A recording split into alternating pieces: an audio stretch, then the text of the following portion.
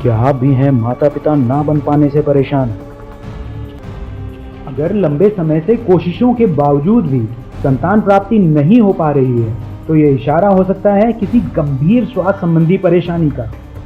सांस संजोली पत्रिका से कई पाठकों ने संतान प्राप्ति व इससे संबंधित सवाल पूछे थे।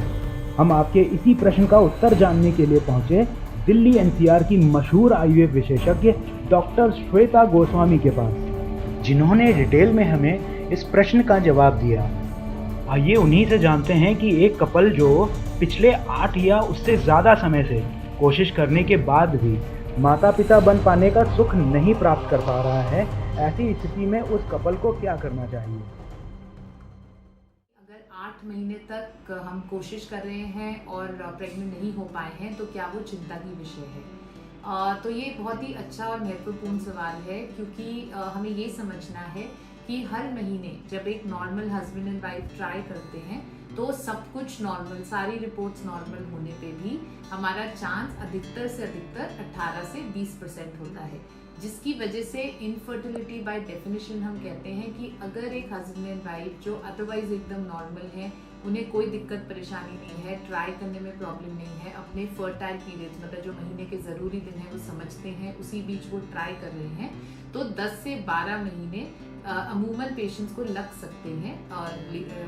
लोगों को, और अगर उसके बाद भी कंसीव ना कर पाए तो वो चिंता का विषय होता है।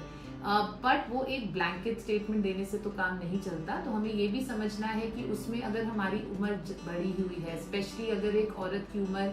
35 साल से ज़्यादा है, हमारे पीरियड्स में गड़बड़ है, हमारे साइकिल्स बहुत ही पेनफुल हैं या इरेगुलर हैं, कोई हमारी मेडिकल या सर्जिकल हिस्ट्री है जिसकी वजह से हमें लगता है कि कोई प्रॉब्लम हो सकती है, कभी भी कोई पेट का ऑपरेशन हुआ है जिसमें कि हो सकता है ट्यूब्स में प्रॉब्लम हो, या कोई नॉन हस्बैंड की प्रॉब्लम हो, ऐसे केसेस में हमें तुरंत से तुरंत एक डॉक्टर को मिलना चाहिए।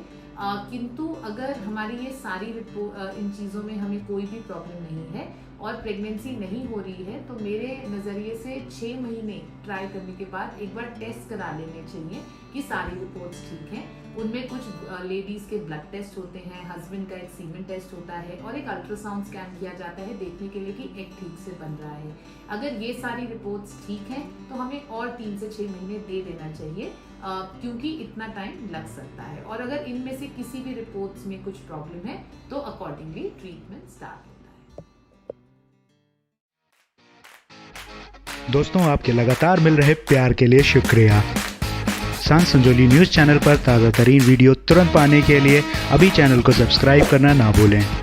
खबरों से रूबरू होने के लिए आप सांस संजोली की वेबसाइट www.sansanjoli.com पर भी जा सकते हैं।